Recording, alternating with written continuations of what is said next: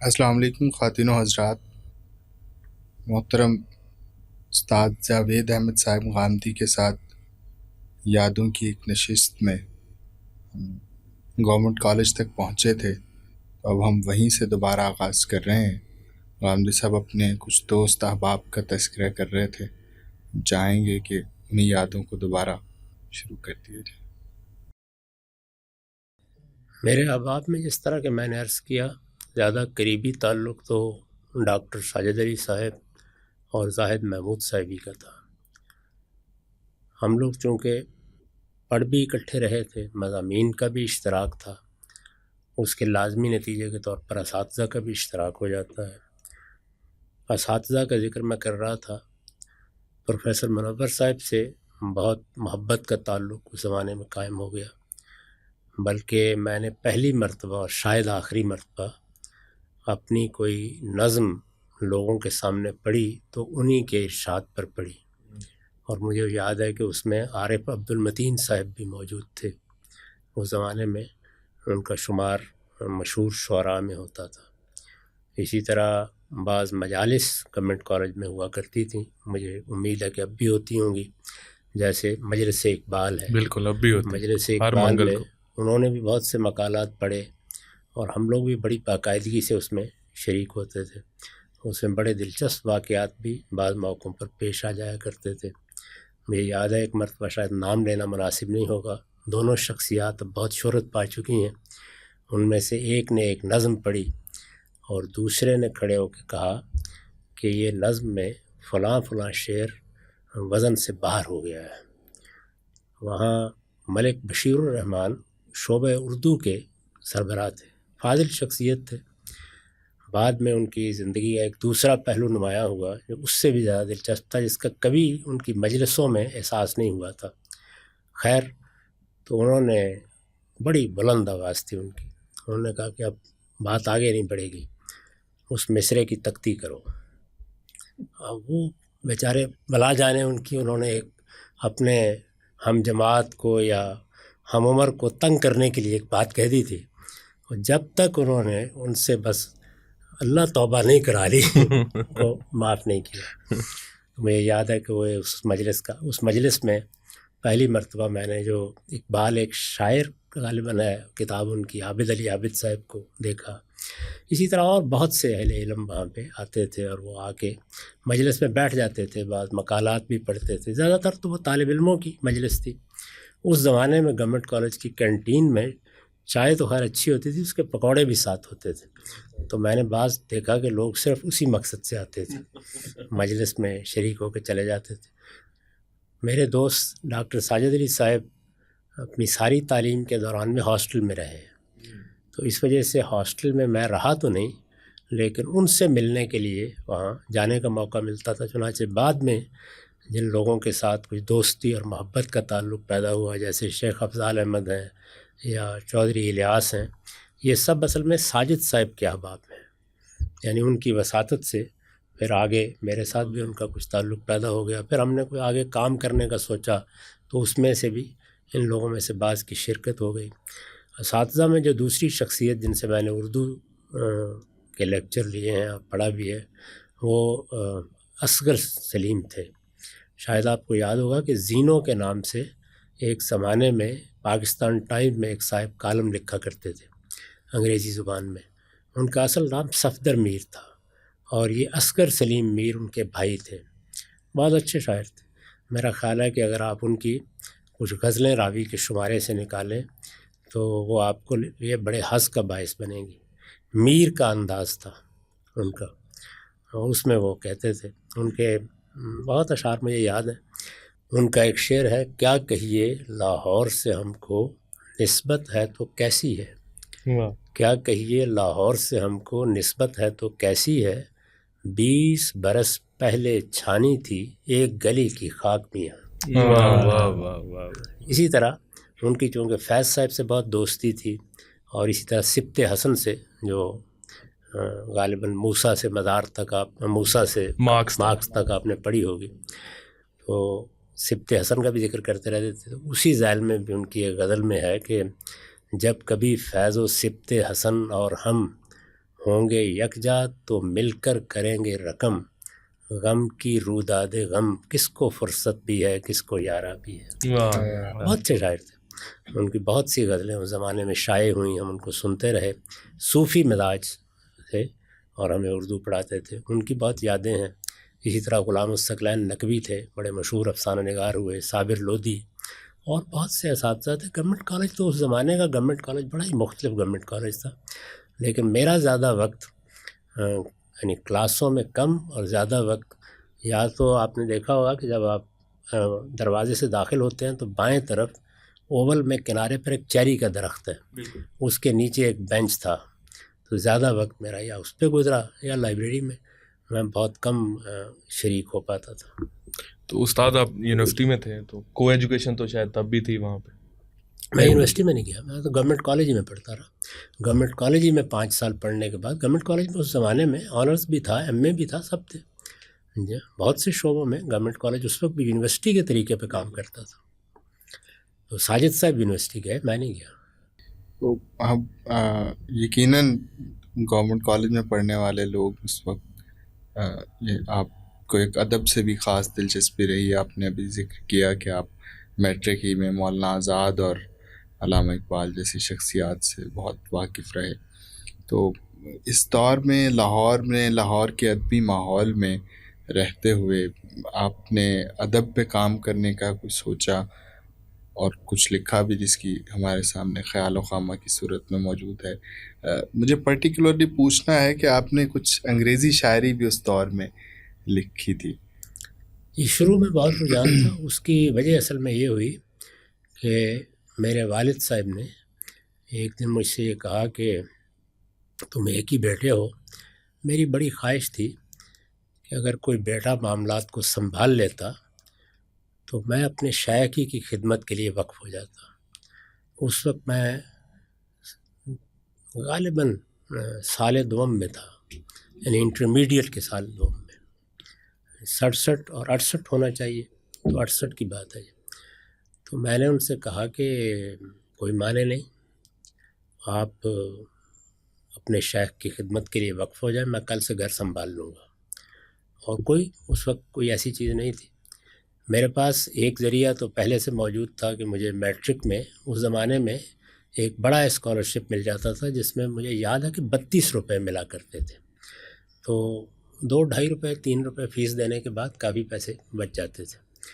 لیکن مجھے خیال ہوا کہ کوئی کام بھی کر لینا چاہیے، تو فیروز سنس پر بہت جانا رہتا تھا میرا۔ فیروز سنس کے بالکل پیچھے، یعنی جب آپ دکان میں داخل ہوں تو اس کے پیچھے کچھ دفاتر تھے، اس میں پاکستان ریویو کے نام سے ایک رسالہ نکلتا تھا انگریزی زبان میں، فیروز سنس کا رسالہ تھا۔ فیروز سنس سے 2 رسالے نکلتے تھے، ایک پاکستان ریویو انگریزی زبان میں اور ایک تعلیم و تربیت بچوں کا رسالہ، یہ اردو زبان میں نکلتا تھا۔ اس بچوں کے رسالے کے ایڈیٹر میرے تایا تھے، رشتے کے تایا مقبول انور صاحب داؤدی، بڑے مشہور ادیب ہیں، وہ اس کو ایڈٹ کرتے تھے۔ ان کی وساطت سے میری ملاقات پاکستان ریویو کے ایڈیٹر میاں مجید صاحب سے ہو گئی۔ تو میں نے ان سے ذکر کیا جا کے کہ اس طرح والد صاحب نے یہ بات کہی ہے، تو مجھے کوئی کام آپ دلوا دیجیے۔ تو انہوں نے وہاں جو اس کا پوئٹری سیکشن ہے اس کی ادارت کی ذمہ داری مجھے دے دی۔ کچھ چیزیں انہوں نے میری دیکھی ہوئی تھی، میں جو اپنے طور پر لکھتا تھا پڑھتا تھا، اس زمانے میں لکھتا بھی انگریزی میں تھا، تو وہ انہوں نے کچھ دیکھی ہوئی تھی، تو انہوں نے یہ ذمہ داری مجھے دے دی۔ اور اس طرح پہلی مرتبہ مجھے 126 روپے مہینے کے بعد ملے۔ اور جو آپ کا نیلا گنبد ہے نا، بینک اسکوائر ہے، اس میں اسٹینڈرڈ چارٹرڈ بینک سے میں پہلی مرتبہ متعارف ہوا۔ اس میں فیروز سنس کا اکاؤنٹ تھا، اس کا مجھے چیک دیا گیا اور پھر مجھے وہاں اکاؤنٹ کھلوانا پڑا۔ اس وقت سے لے کے اب تک میرا اکاؤنٹ اسٹینڈرڈ چارٹرڈ ہی میں ہے۔ اب تو اسٹینڈرڈ چارٹرڈ کی کافی زیادہ مارکیٹنگ ہو گئی ہے، اسپانسرشپ لی جا سکتی ہے، لیکن وہ چلا آ رہا ہے۔ بالکل۔ اس میں پھر میں نے کچھ نظمیں بھی لکھی، کچھ مضامین بھی لکھے، وہ ہیں شائع ہوئے موجود ہیں اس زمانے کے۔ تو آپ شعر کہنے کا تجربہ آپ کا گورنمنٹ کالج کا ہی ہے؟ نہیں، بہت بچپن سے، اسکول کے زمانے سے۔ میں نے عرض کیا نا کہ ابتدا میں جو چیزیں جن سے متعارف ہوا میں، وہ فارسی شاعری تھی بنیادی طور پر، تو اس لیے فارسی میں شعر کہنے کی طرف رجحان ہو گیا، کہتا رہا کچھ. پھر کچھ پنجابی زبان، میرے چونکہ والد کے شیخ پنجابی زبان کے شاعر تھے، اس سے بڑی دلچسپی ہو گئی. اس میں پنجابی کا بہت سا لٹریچر میں نے اسکول کے زمانے میں پڑھا. یہ وارث شاہ کو پڑھا، اسی طرح شاہ حسین کو پڑھا، بلے شاہ کو پڑھا، اور بہت سے سلطان باہو جتنے بھی ہیں. بلکہ وہ لوگ بھی جن سے ابھی شاید آپ واقف نہیں ہوں گے، جو دیہات میں پڑھائے جاتے ہیں زیادہ. تو ایک زمانہ ہے اسکول کا جس میں پنجابی شاعری سے دلچسپی رہی، اس میں بھی کچھ منہ مارنے کا خیال رہا. وہ ہم تک نہیں پہنچ سکے. وہ بس ماضی کا قصہ ہے، چیزیں ضائع ہو گئیں اور کچھ میں نے اس طرح سنبھالنے کی کوشش بھی نہیں کی. ہم صاحب آپ بہت زیادہ غیر نصابی سرگرمیوں میں رہے ہیں. گورنمنٹ کالج اپنے ڈبیٹس اور ڈرامہ سوسائٹی کی وجہ سے بہت مشہور ہے. تو کیا اس دور میں چونکہ ضیاء محی الدین صاحب تو جا چکے تھے کراچی، بٹ لیکن ان کی چھاپ موجود تھی، تو کیا آپ کو اس میں بھی دلچسپی رہی سوسائٹیز میں جو گورنمنٹ کالج؟ میرا عمومی رجحان خلوت کا تھا. میں اس طرح کی سرگرمیوں میں کبھی بھی شریک ہونے کے لیے تیار نہیں ہوتا تھا. بلکہ گورنمنٹ کالج ہی کے زمانے میں زاہد حسین بخاری تھے، اب تو وہ امریکہ میں ہوتے ہیں، بزرگ ہو گئے میری طرح، مجھ سے بھی بڑی عمر کے تھے. تو انہوں نے بہت زور لگایا کہ میں جمعیت کی سرگرمیوں میں شریک ہو جاؤں. اس کے لیے میں آمادہ نہیں ہوا. میری زیادہ دلچسپی جیسے ہی میں نے 10ویں جماعت کا امتحان پاس کیا اور میں گورنمنٹ کالج میں آیا تو علوم کے سیکھنے سے ہو گئی.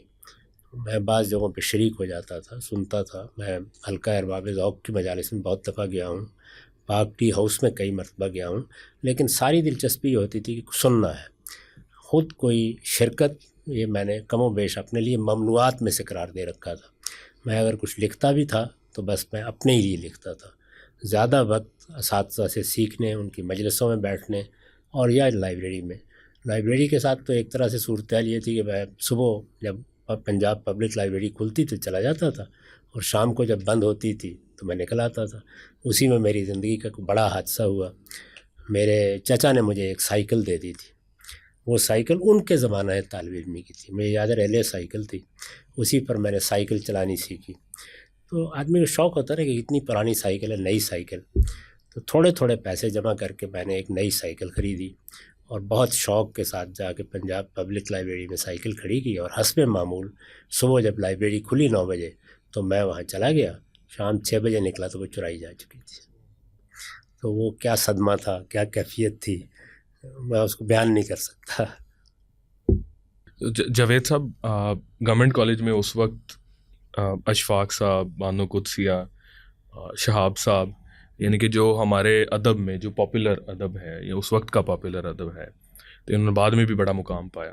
تو آپ نے اپنے علماء کا تو اکثر ذکر کیا ہے، جو مولانا مودودی کا اور مولانا اصلاحی کا، کہ ان سے آپ چونکہ مذہب کی طرف زیادہ شغف تھا. لیکن جو ہمارے اس دور کے ادبا تھے، آپ کے بزرگ اور جو شعراء تھے، ان سے آپ کو کس حد تک فیض پانے کا موقع ملا اور کہاں تک آپ ان سے ایگری کرتے تھے چیزوں میں؟ کیونکہ آپ نے تو زیادہ کلاسیکل ادب، جو زیادہ کلاسیکل تھا، وہ پڑھا ہوا تھا. اشفاق صاحب کی مجالس میں میں شریک ہوتا رہا ہوں. بعد میں تو خیر اشفاق صاحب سے بہت محبت کا تعلق پیدا ہو گیا. وہ ہمارے ادارے میں بھی کئی مرتبہ تشریف لائے ہیں، میرے گھر بھی تشریف لائے ہیں. بلکہ جو ایک بڑی مجلس میرے گھر میں منعقد ہوئی تھی جس میں پروفیسر منور بھی تھے اور اشفاق صاحب بھی تھے، اس میں پورا دن رہے تھے. اور اشفاق صاحب کا جنازہ پڑھانے کی سعادت بھی مجھے ہی حاصل ہوئی.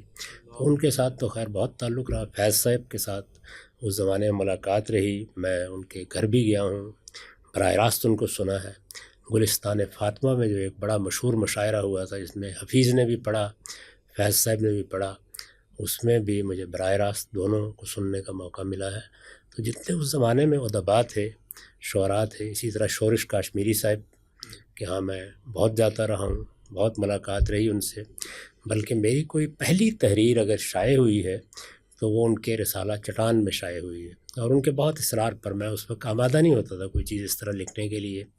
ان کے گھر بھی مجھے جانے کا موقع ملا ہے. بلکہ جب وہ بیمار ہو گئے اور بالکل صاحب فراش تھے تو میں کئی مرتبہ ان کی تیمارداری کے لیے گیا ہوں. وہ یہاں مال روڈ پر رہتے تھے.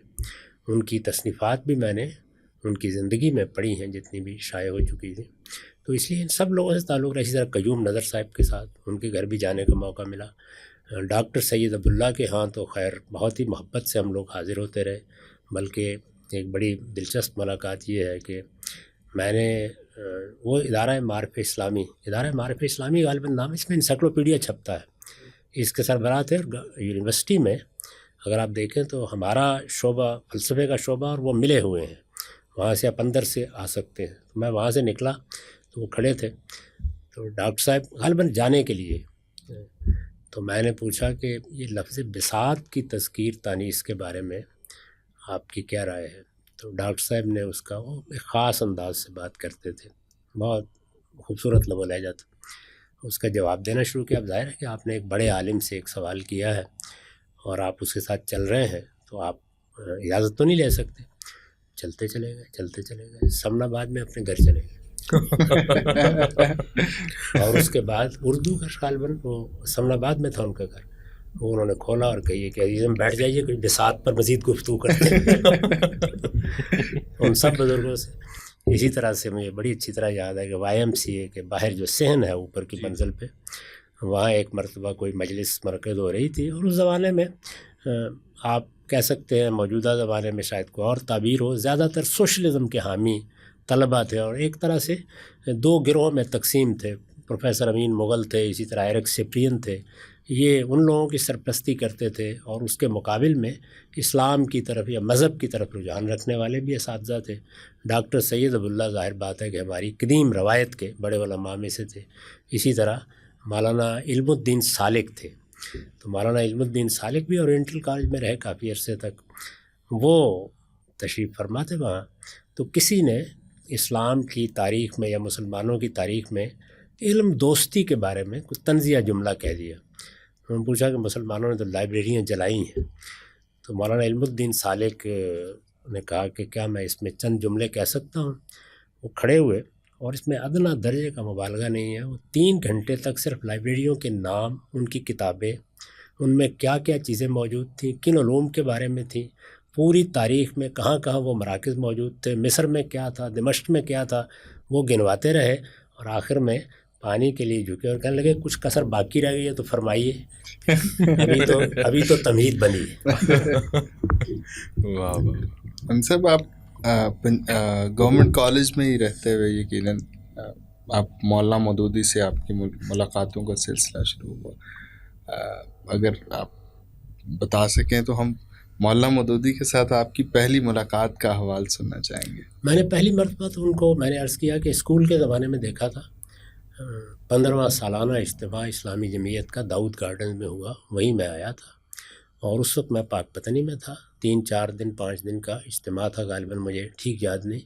اتنا البتہ یاد ہے کہ اس میں ناظم اعلیٰ کی حیثیت سے منور حسن صاحب منتخب ہوئے تھے.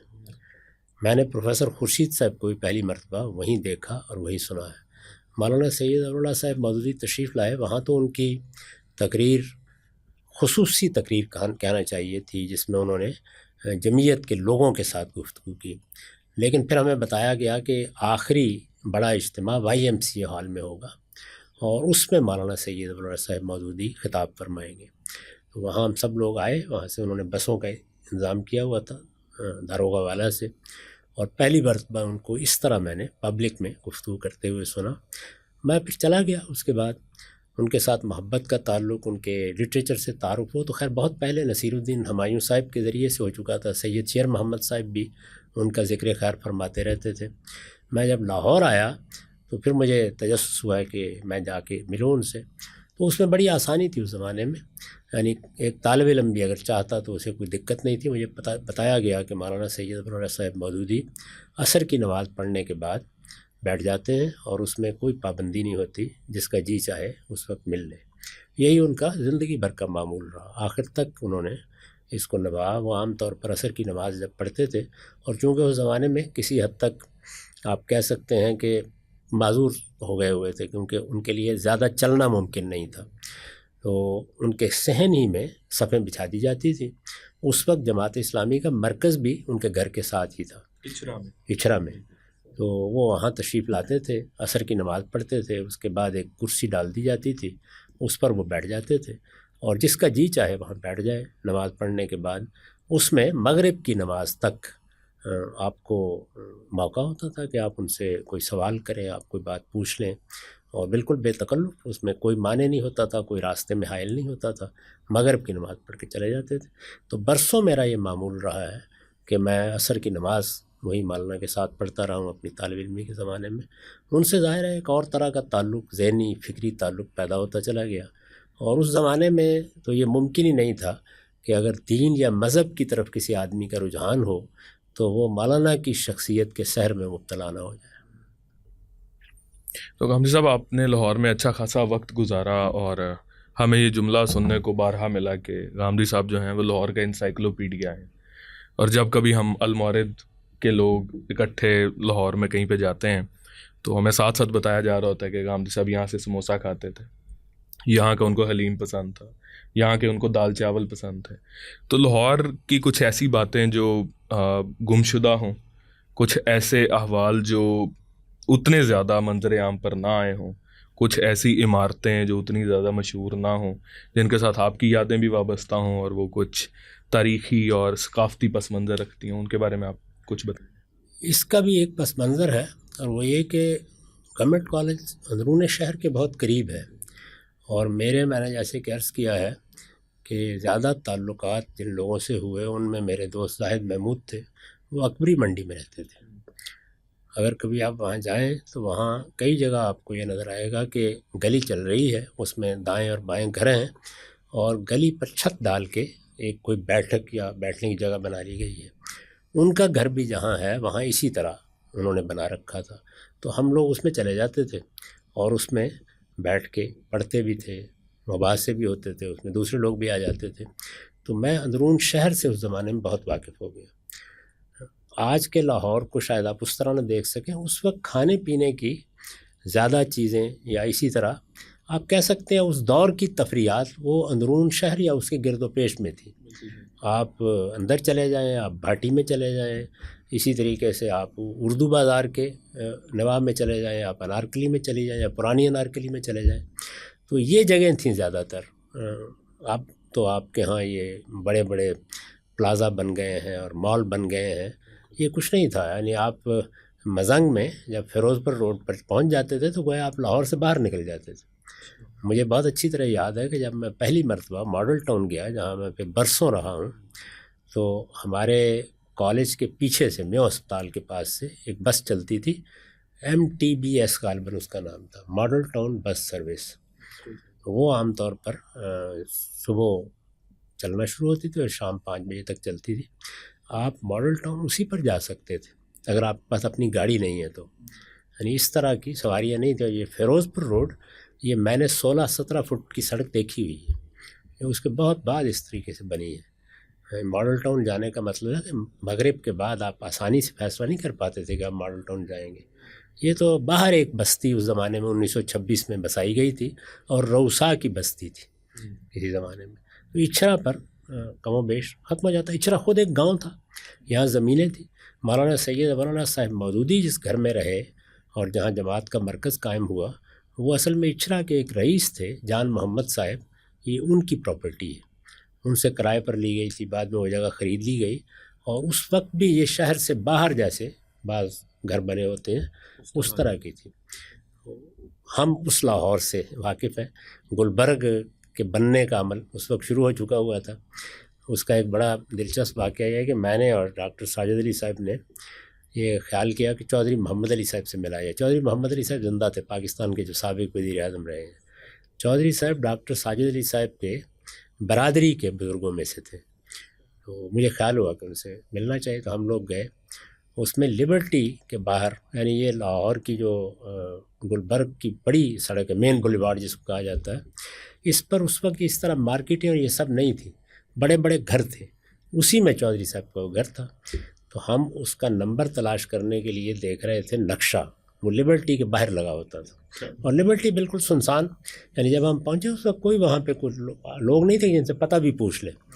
اس کو دیکھتے ہوئے اب یہ خیال نہیں کیا کہ پہلے نقشہ دیکھنے کے لیے یہ متعین کرنا چاہیے کہ ہم کہاں کھڑے ہیں، تو نتیجے کے طور پر نمبر تلاش کرنے میں رسوا ہو کر رہ گئے، اور بڑی مشکل سے کہیں پھر کسی نے رہنمائی کی اور ہم لوگ چودھری صاحب کے پاس حاضر ہوئے اور ان سے ملے۔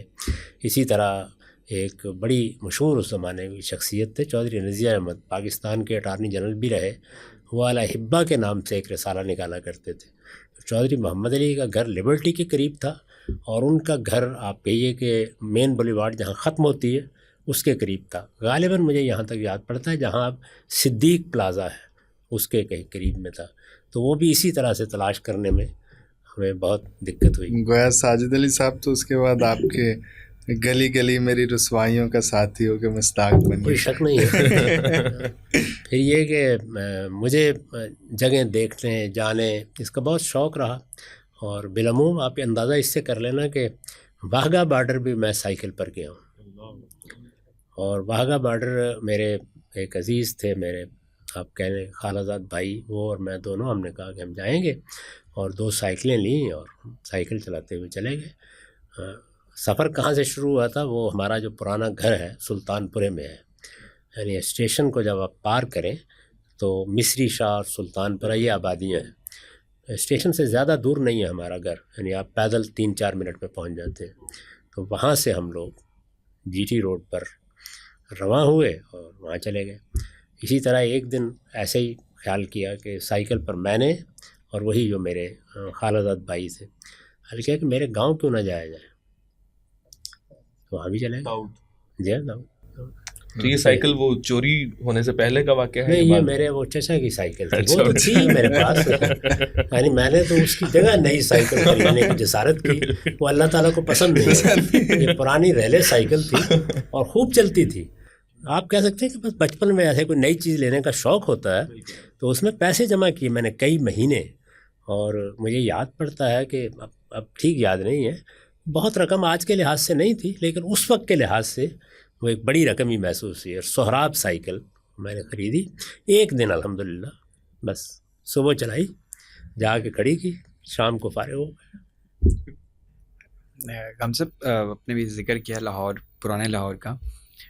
آپ کو کیا لگتا ہے لاہور میں ایسی کیا چیز ہے جو مطلب اب لاہور بالکل بدل گیا ہے لیکن اب بھی جو لوگ آ رہے ہیں وہ بھی لاہور سے ویسے ہی ریلیٹ کر رہے ہیں جیسے آپ کی باتوں سے لگ رہا ہے؟ کچھ ایسا لاہور میں ہے جو لاہور بدل جائے پھر بھی وہ جو اس کا ایسنس ہے وہ نہیں ختم ہو رہا؟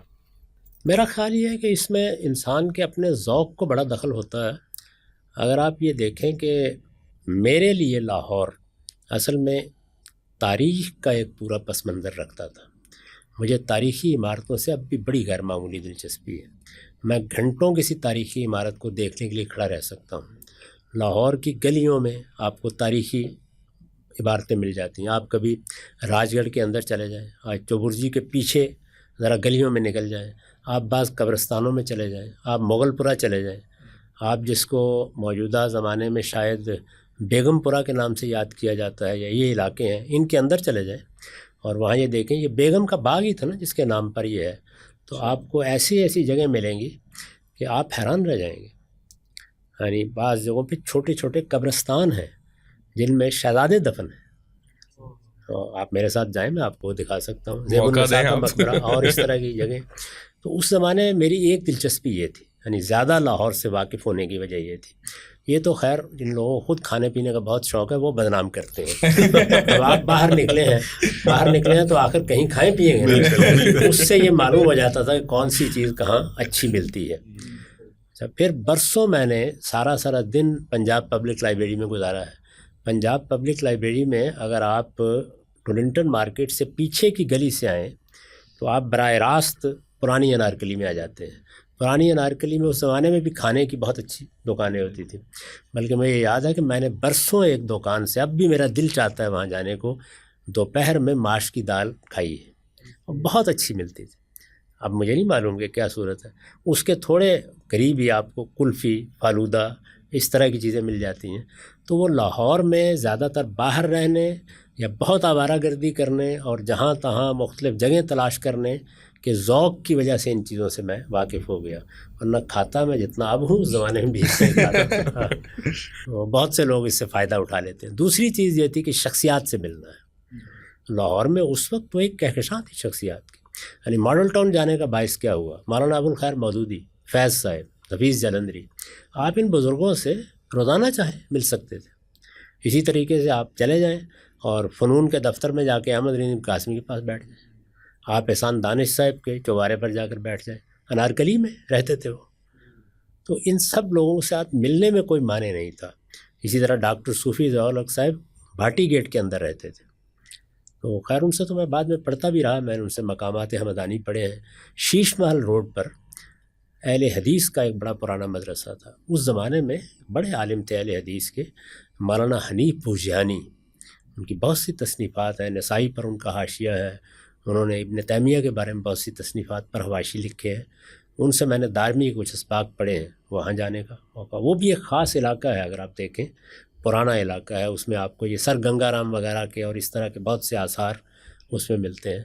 تو آثار سے دلچسپی، عمارات سے دلچسپی اور اس طرح کی شخصیات سے دلچسپی، یہ لاہور میں آوارہ گردی کا باعث بنی ہے.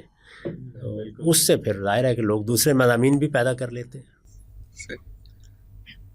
ہم اس نشست کو یہیں مکمل کرتے ہیں، اور اس کے بعد ہم پھر آپ کا دیگر بڑے اہل علم سے جو تعارف رہا اور مزید آپ کی زندگی کے پہلو، ان یادوں کو تازہ کریں گے اگلی نشست میں.